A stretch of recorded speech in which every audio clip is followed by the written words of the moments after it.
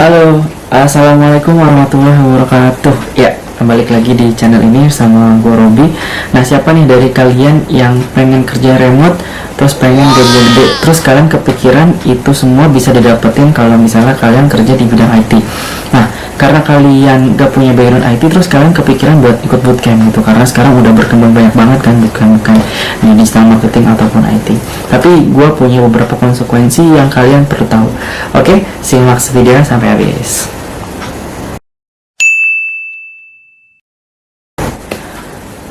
Ya, jadi latar belakangnya itu kenapa gue pengen bikin video tentang seri pengalaman gue, karena gini, gue pernah ada di pikiran itu gue pengen kerja terus remote, karena sebelumnya gue kerja remote, terus gue nggak punya background IT, terus waktu itu ada iklan kebetulan gitu, dia menawarkan beberapa keuntungan-keuntungan benefit kalau misalnya kerja di IT, misalnya bisa kerja remote, terus gajinya juga gede, peluangnya besar, supply demandnya tinggi tapi supply-nya nggak ada. Nah, terus gue akhirnya tertarik situ. Dan gue ikutin bootcamp itu sampai selesai. Nah, dan pada akhirnya sampai kesimpulan dengan beberapa alasan yang nanti gue kasih tahu di video ini, akhirnya gue memutuskan untuk tidak melanjutkan berkarir di bidang IT gitu.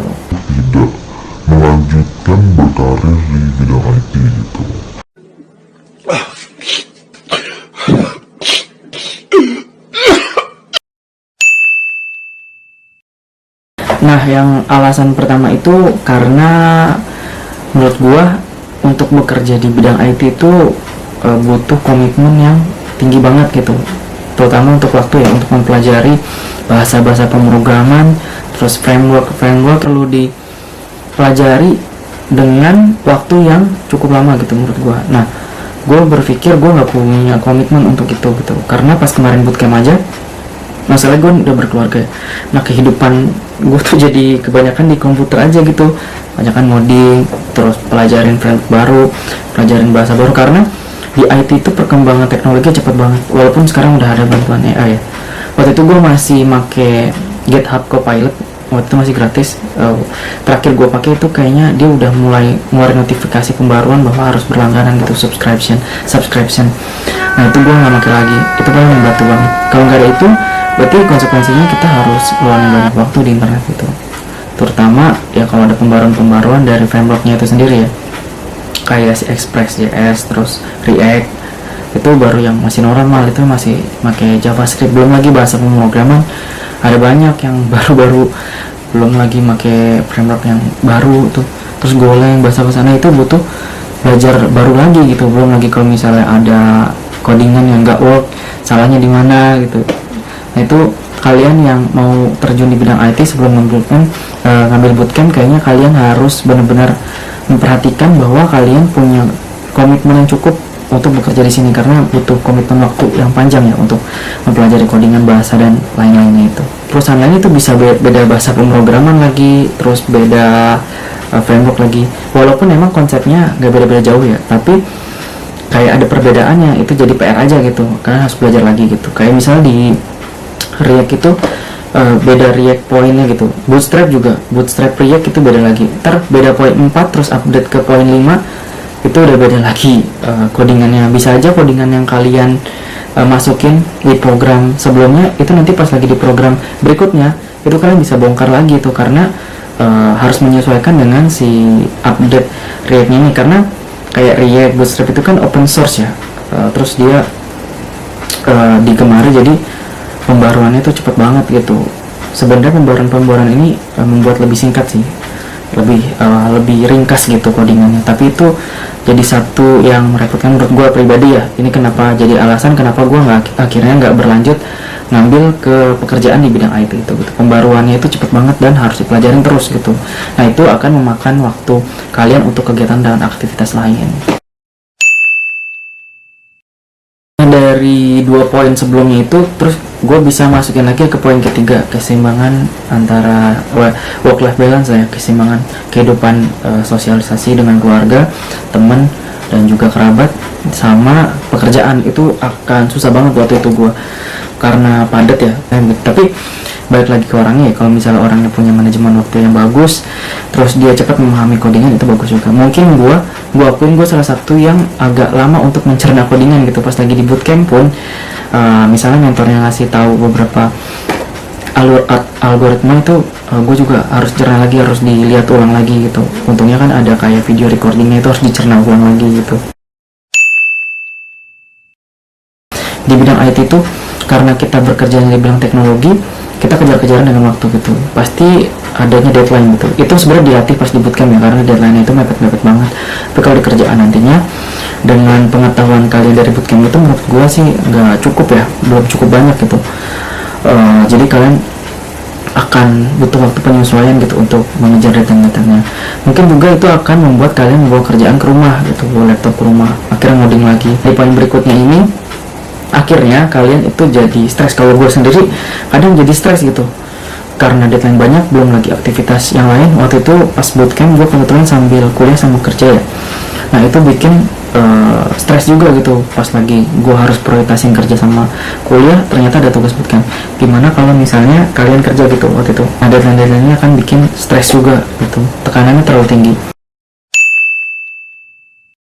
Beberapa temen gue yang akhirnya kerja di bidang IT, dia bilang kalau misalnya kebanyakan, nggak semuanya tapi beberapa yang gue dengar, itu interaksi di antara programmer itu di satu kantor agak minim gitu ya. Jadi karena mereka punya kesibukan sendiri-sendiri dan harus fokus ke problem solvingnya mereka sendiri-sendiri, codingan sendiri-sendiri, akan susah untuk ditanya-tanyain gitu.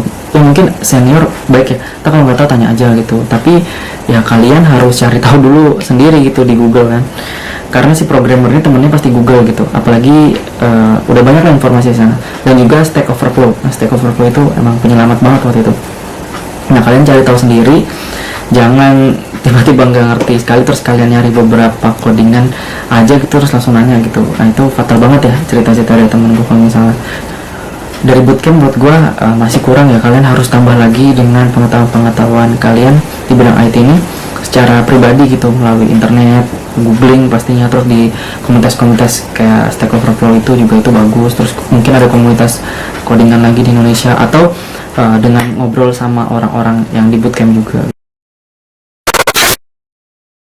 Nah, kasusnya di gua sendiri pas lagi bootcamp itu, kasus di gua itu gua nggak terlalu dapet materi algoritma secara mendalam ya buat gua, maksudnya guanya gitu nggak terlalu nangkep algoritma secara mendalam. Jadi basicnya gua nggak dapet, terus ke sana-sananya agak susah gitu. Maksudnya mentor yang gue tanyain waktu itu juga jawabnya tetap nggak jelas gitu, jadi gue nggak terlalu dapet alur algoritmanya gitu. Nah, ini juga masukan bagi kalian yang misalnya pengen terjun ke bidang IT tapi kalian backgroundnya bukan IT, bukan MIPA gitu, bukan yang dari matematika, IPA, fisika, atau yang secara luas background pendidikan kalian atau pengalaman kalian selama ini itu nggak berhubungan dengan hitung-hitungan logis gitu, atau berpikiran-pikiran logis gitu. Kalau misal algoritmanya udah dapet, pindah-pindah untuk penyesuaian ke bahasa program lain gitu, ke framework lain, itu akan lebih mudah gitu.